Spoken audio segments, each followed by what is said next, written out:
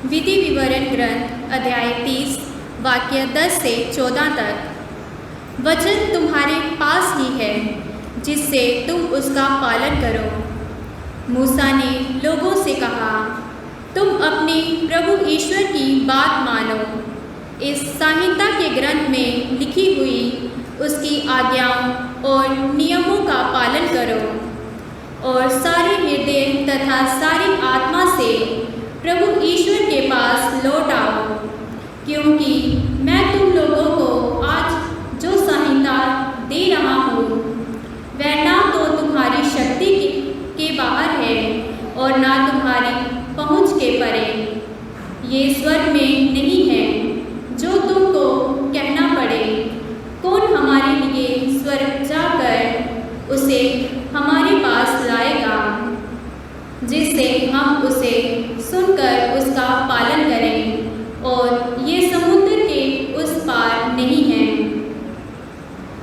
जो तुमको कहना पड़े, कौन हमारे लिए समुद्र पार कर उसे हमारे पास लाएगा, जिससे हम उसे सुनकर उसका पालन करें। नहीं, वचन तो तुम्हारे पास ही है, वह तुम्हारे मुख और तुम्हारे हृदय में है, जिससे तुम उसका पालन करो। ये प्रभु की वाणी है।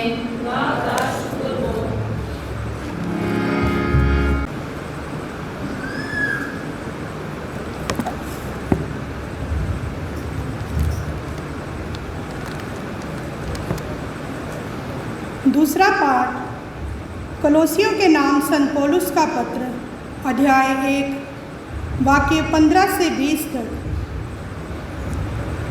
यीशु मसीह अदृश्य ईश्वर के प्रतिरूप तथा समस्त सृष्टि के पहलौठे हैं, क्योंकि उन्हीं के द्वारा सब कुछ की सृष्टि हुई है। सब कुछ, चाहे वह स्वर्ग में हो या पृथ्वी पर, चाहे दृश्य हो या अदृश्य, और स्वर्गदूत की श्रेणियाँ भी, सब कुछ उनके द्वारा और उनके लिए स्पष्ट किया गया है। वे समस्त सृष्टि के पहले विद्यमान है और समस्त सृष्टि उन्हीं में बनी हुई है। वही शरीर के अर्थात कलीसिया के शीर्ष है। वही मूल कारण है और मृत्यु में से प्रथम जी उठने वाले भी। इसलिए वे सभी बातों में सर्वश्रेष्ठ है। ईश्वर ने चाहा कि उनमें सब प्रकार की परिपूर्णता हो। मसीह ने क्रूस पर जो रक्त बहाया है, उसके द्वारा ईश्वर ने शांति को स्थापित किया।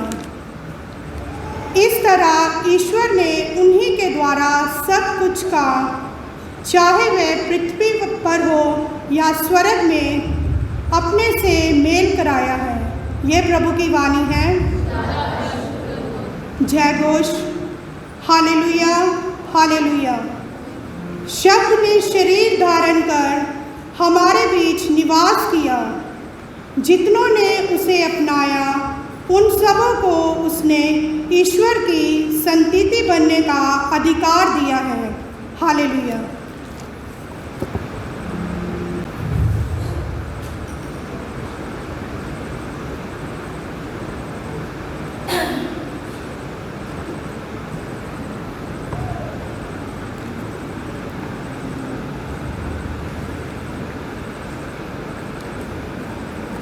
खुदावंद आपके साथ हो। इंजील मुकद्दस संत लूकस के मुताबिक। संत लूका दी अंजील ਉਹਦਾ 10 बाब 25 ਤੋਂ 37 आयत तक।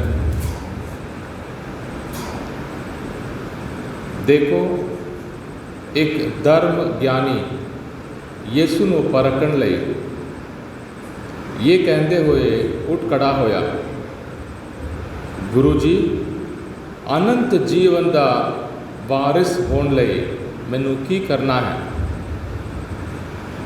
उसने उसनों कहा, शरीयत में ਹੀ ਲਿਖਿਆ ਹੋਇਆ ਹੈ। ਤੁਸੀਂ ਉਸ ਨੂੰ ਕਿਸ ਤਰ੍ਹਾਂ ਪੜ੍ਹਦੇ ਹੋ? ਉਸਨੇ ਉੱਤਰ ਦਿੱਤਾ, ਤੂੰ ਪ੍ਰਭੂ ਆਪਣੇ ਖੁਦਾ ਨੂੰ ਆਪਣੇ ਸਾਰੇ ਦਿਲ, ਆਪਣੀ ਸਾਰੀ ਜਾਨ, ਆਪਣੀ ਸਾਰੀ ਸ਼ਕਤੀ ਅਤੇ ਆਪਣੇ ਸਾਰੇ ਮਨ ਨਾਲ ਪਿਆਰ ਕਰ ਤੇ ਆਪਣੇ ਗੁਆਂਢੀ ਨੂੰ ਆਪਣੇ ਵਾਂਗ ਪਿਆਰ ਕਰ। ਯਿਸੂ ਨੇ ਉਸ ਨੂੰ ਕਿਹਾ,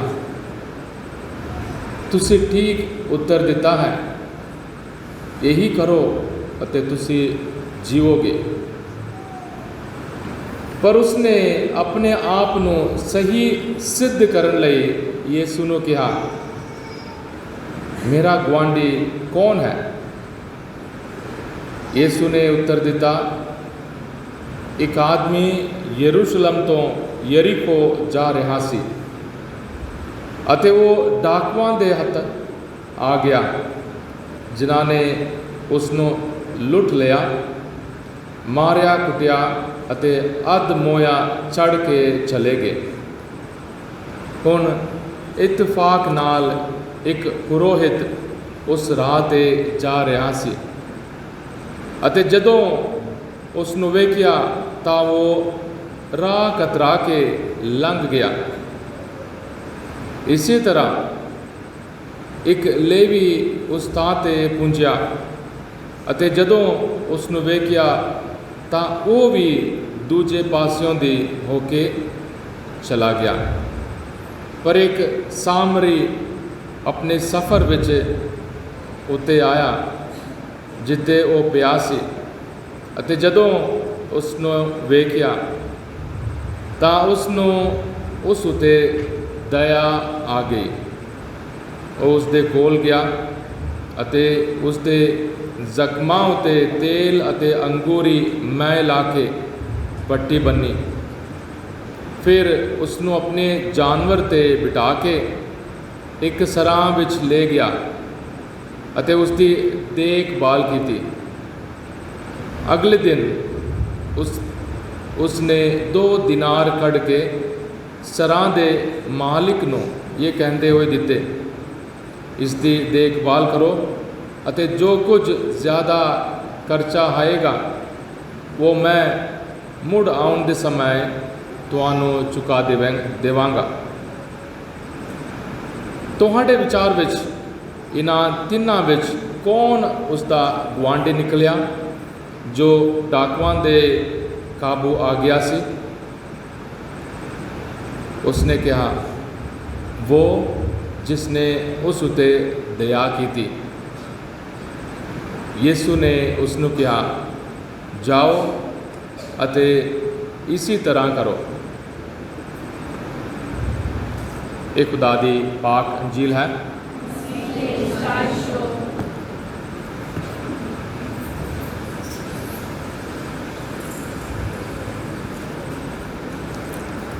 ਖੁਦਾਵੰਦ ਯਿਸੂ ਮਸੀਹ ਵਿੱਚ ਪਿਆਰੇ ਭਰਾਵਾਂ ਤੇ ਭੈਣਾਂ, ਪਿਆਰ ਸਾਰੇ ਕੰਮਾਂ ਦੇ ਲਈ ਸਭ ਤੋਂ ਵਧੀਆ ਹੁਕਮ ਹੈ। ਖੁਦਾ ਸਾਨੂੰ ਪਿਆਰ ਦੇ ਨਾਲ ਬਣਾਉਂਦਾ ਹੈ। ਖੁਦਾ ਨੇ ਸਾਨੂੰ ਪਿਆਰ ਦੇ ਖਾਤਰ ਬਰਦਾਸ਼ਤ ਕੀਤਾ। ਖੁਦਾ ਸਾਨੂੰ ਪਿਆਰ ਦੇ ਖਾਤਰ ਬਚਾਉਣ ਲਈ ਆਪਣੇ ਬੇਟੇ ਨੂੰ ਘੱਲਦਾ ਹੈ ਔਰ ਖੁਦਾ ਦੇ ਪਿਆਰ ਦਾ ਕਦੀ ਅੰਤ ਨਾ ਹੋਵੇਗਾ। ਕੋਰਿੰਥੀਆਂ ਦੇ ਨਾਮ ਸੰਤ ਪੌਲੁਸ ਦੇ ਪੱਤਰ ਵਿੱਚ ਅਸੀਂ ਪढ़ते ਹਾਂ, मैं भले ही मनुष्यों तथा स्वर्गदूतों की सब भाषाएं बोलूं, किंतु यदि मुझ में प्रेम का अभाव है तो मैं कनकनाता घड़ियाल और जनजनाती झांझ मातरू हूँ। मुझे भले ही भविष्यवाणी का वरदान मिला हो, मैं सभी रहस्य जानता हूँ, मुझे समस्त ज्ञान प्राप्त हो गया हो, मेरा विश्वास इतना परिपूर्ण हो कि मैं पहाड़ों को हटा सकूं, किंतु यदि मुझ में प्रेम का अभाव है तो मैं कुछ भी नहीं हूँ। मैं भले ही अपनी सारी संपत्ति दान कर दूँ और अपना शरीर भस्म होने के लिए अर्पित कर दूँ, किंतु यदि मुझ में प्रेम का अभाव है तो इससे मुझे कुछ भी लाभ नहीं है। खुदा प्यार है और खुदा सानू प्यार दे नाल जीवन ਲਈ बुलाਉਂਦਾ है। साडे हर एक काम, हर रोज़ दी जिंदगी, साडे हर एक फैसले प्यार दे नाल होना ज़रूरी है। जेकर असी प्यार दे नाल असी नहीं चलते तो फिर साडी जिंदगी किसी ना किसी रास्ते गुमराह होना ज़रूरी है। किसी ना किसी वक्त असी रुक जावांगे और साडे लिए और कोई राह नहीं होवेगा सिवाय डर के मारे, सिवाय सज़ा दे डर दे नाल असी खुदा नूं दोबारा असी पुकारांगे। खुदा सानू प्यार दे खातिर जीवन लिए बुलाਉਂਦਾ है। सानू सब कुछ पता है, बहुत सारे गल्लां असी जानते हैं। 2 दिन बच्चों के कैंप विच सानू पता लगा कि किस तरह बच्चे माँ प्यो कोलों सीखते हैं, किस तरह जिस तरह माँ प्यो गल्लां करते हैं उसी तरह बच्चे भी गल्लां करते। जिस तरह माँ प्यो दूसरों के नाल गल्लां करते हैं उसी तरह बच्चे भी। पर खुदा सानू प्यार दे नाल प्यार दी खातिर जीवन लिए बुलाਉਂਦਾ है। और चर्च साडे लिए एक अस्पताल दे वांग है, वो भी जिते जंग होंदी है, वो जंग दे उस अस्पताल दे वांग है जिते मरण वाले जख्मी सारे अपने अपने जख्मां नूं बनन लई, अपनी अपनी बीमारी नूं चंगा करन लई आउंदे हैं। जेकर असी बीमार नहीं हाँ, जेकर साडे लिए कोई रूहानी ज़रूरत नहीं है तो सानू इत्ते आउण दी लोड़ नहीं है।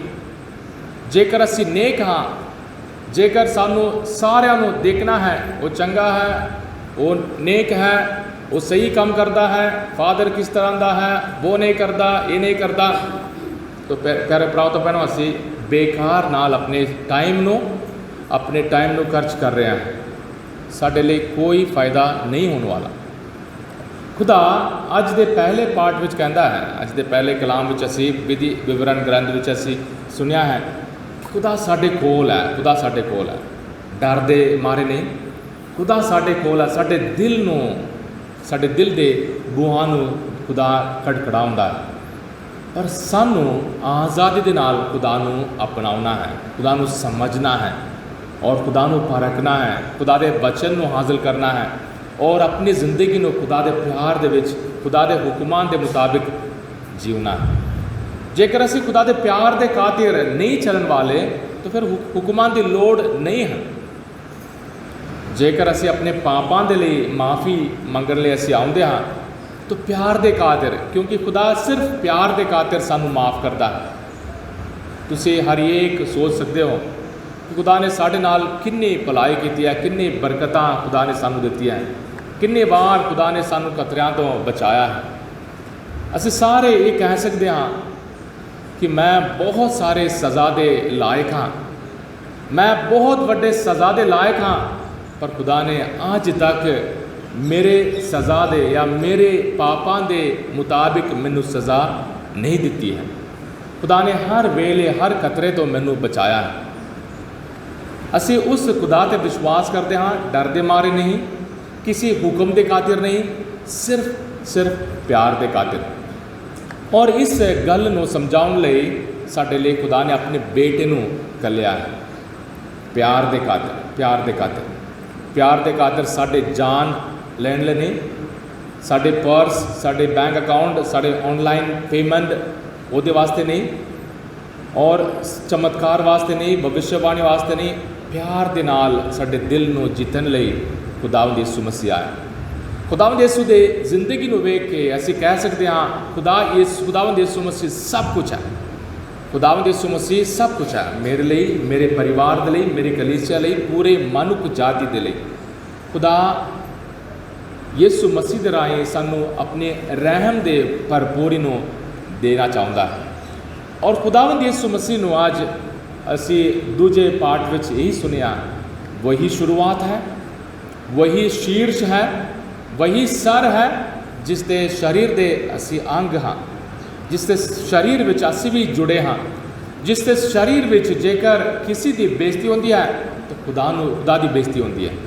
ਅਸੀਂ ਕਿਸੇ ਨੂੰ ਬੁਰਾ ਭਲਾ ਕਹਿੰਦੇ ਹਾਂ ਤਾਂ ਫਿਰ ਖੁਦਾ ਨੂੰ ਜ਼ਖਮ ਮਹਿਸੂਸ ਹੁੰਦੀ ਹੈ। ਖੁਦਾਵੰਦ ਯਿਸੂ ਮਸੀਹ ਸਾਡੇ ਪਰਿਵਾਰਾਂ ਦੇ, ਸਾਡੇ ਕਲੀਸਿਆ ਦੇ ਸਰ ਹੈ। ਅਸੀਂ ਖੁਦਾ ਦੇ ਪਿਆਰ ਵਿੱਚ ਜੁੜੇ ਹਾਂ।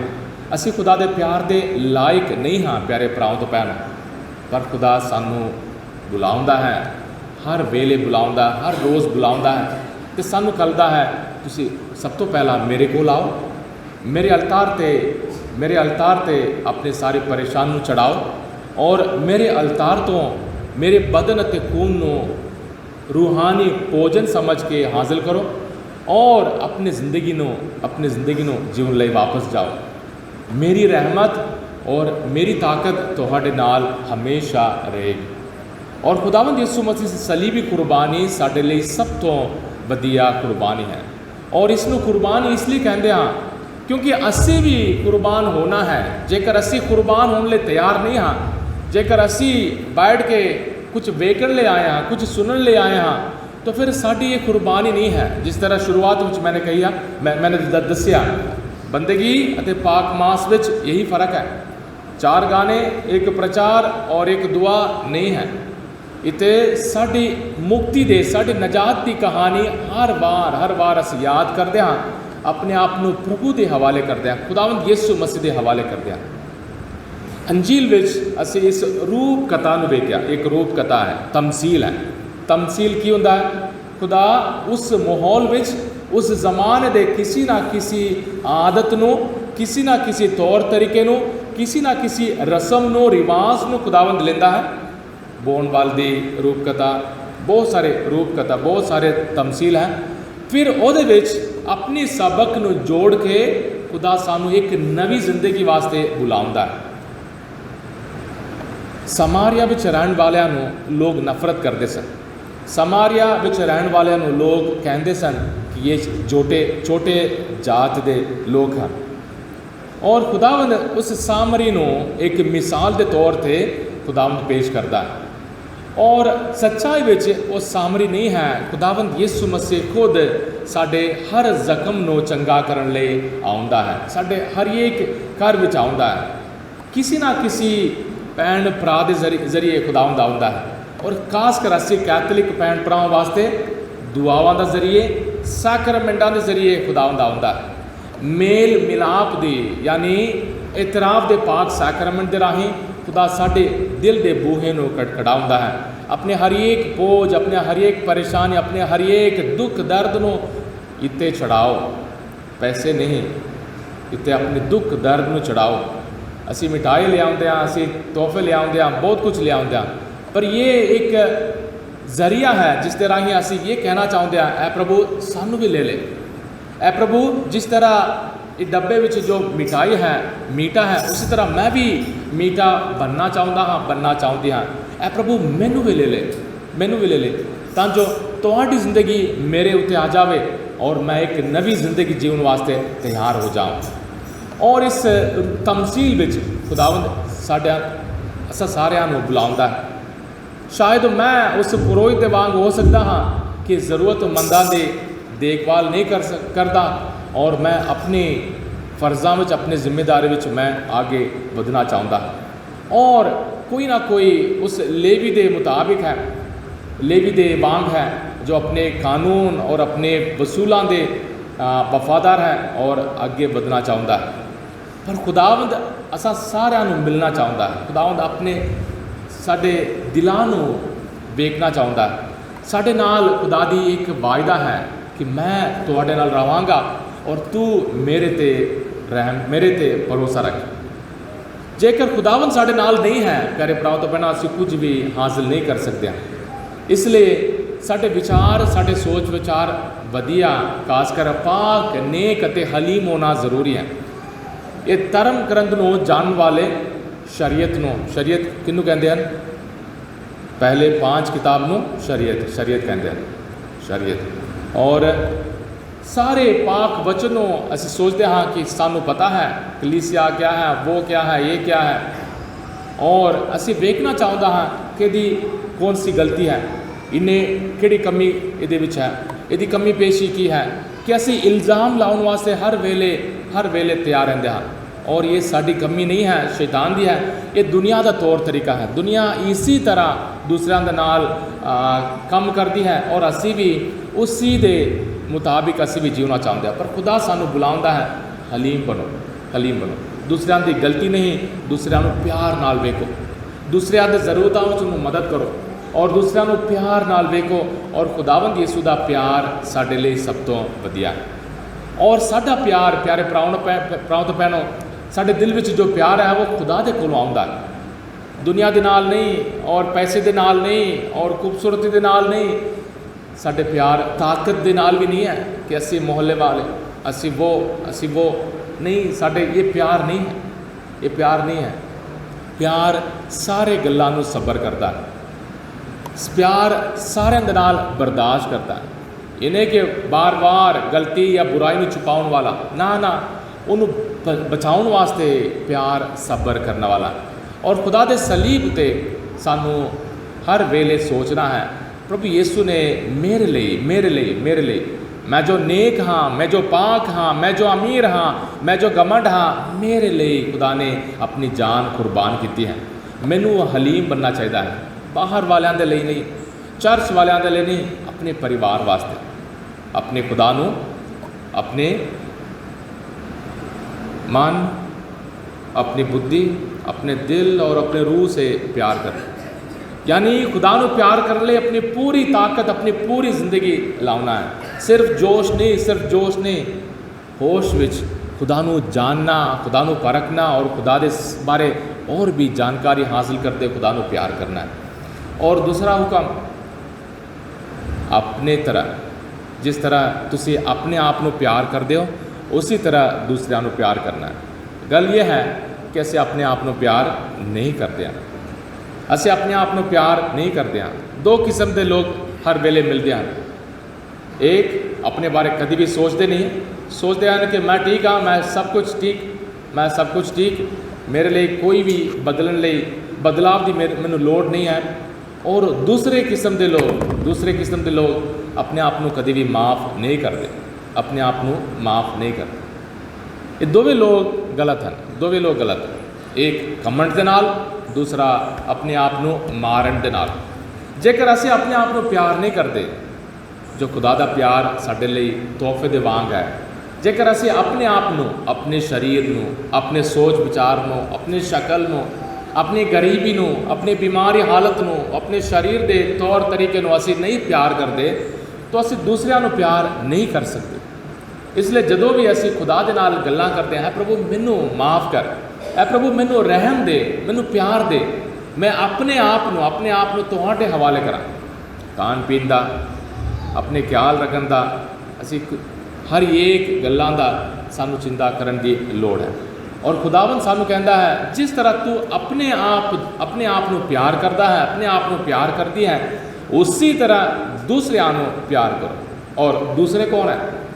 ਜਿਸ ਤਰ੍ਹਾਂ ਇਸ ਬੰਦੇ ਨੇ, ਇਹ ਬਹੁਤ ਬੜਾ ਵਿਦਵਾਨ ਹੈ, उन्हें खुदावंद यीशु मसीह के सामने ये सवाल किए हैं, मेरा पड़ोसी कौन है, मेरे सबसे नज़दीक कौन है, मेरे सबसे नज़दीक। लतीन भाषा विच या इटालियन भाषा विच सबसे नज़दीक कौन है। इसलिए सानू पड़ोस विच जान की लोड़ नहीं है। पड़ोस विच जान तो पहला अपने माँ प्यो, अपने भैन भरा, अपने भैन भरा, बच्चों को पूछो, चाचा ताया मासी और मासी गल्लां करते हैं कि नहीं। अपने दीवार साढ़े बड़े मोटे हैं, बड़े सुंदर हैं, पर एक दूसरे के नाल असीं गल्लां भी नहीं करते, एक दूसरे को माफ़ भी नहीं करते, एक दूसरे को बर्दाश्त भी नहीं करते। और खुदा इस तरह के गल्लां नूं बर्दाश्त नहीं करता, क्योंकि असी अपने आप को दोष देंगे, अपने आप को प्यार नहीं कर सकते। जेकर असी माँ प्यो भैन भरा अपने आप को प्यार नहीं कर सकते, असी कलीसिया को किस तरह सुधारीए? कलीसिया में किस तरह अपनी आवाज़ में उठाइए, कलीसिया में किस तरह से अपने आप को बताइए कि मैं नेक, मैं पाक नहीं, अपने आप को असी दोषी ना ठहराइए। खुदा दे रहम नो हासिल करिए और खुदा को कहिए, है प्रभु मेरे ते रहम कर, मेरे परिवार को पाक बना, मैनू प्यार दे, मैनू प्यार दे, मैनू प्यार दे। और ये प्यार खरीदन बेचन ले नहीं, ये प्यार दिखाउन ले नहीं, ये प्यार साडे दिल नू बदलन ले, ये प्यार साडे दिल नू पाक बनाउन वाला है। खुदा नू असी कहिए, ऐ प्रभु मेरे ते रहम कर, मैनू प्यार दे, तां जो मैं दूसरियां दे लई हर वेले नेक विचार रखा, नेक गल्लां नू दूसरियां वास्ते मैं कहां और दूसरियां वास्ते मैं दुआ करा। घटो घट जेकर प्यार करना है, घटो घट दुआ करके, माफ़ करके, ऐ प्रभु उन्होंने माफ़ कर, उन्हें गलती की है पर उन्होंने पाक बना, उन्होंने अपनी बरकत नाल भर दे। मेरा पड़ोसी कौन है? असी पूछिए अपने आप में पूछिए। शायद माँ होगी, शायद बाप होगा, शायद बेटा होगा, पति पत्नी, जिन्होंने साढ़े प्यार की लोड़ है, जिन्होंने साढ़े प्यार की लोड़ है, पैसे की नहीं, लो पैसे लो, चलो चले जाओ। जिन्होंने साढ़े प्यार की लोड़ है, असली प्यार की लोड़ है, वो साढ़े पड़ोसी हैं। इस पाक कुर्बानी में असी खुदा दे कोलों ताकत ते बरकत मंगिए, अपने परिवारों वास्ते दुआ करिए। आमीन।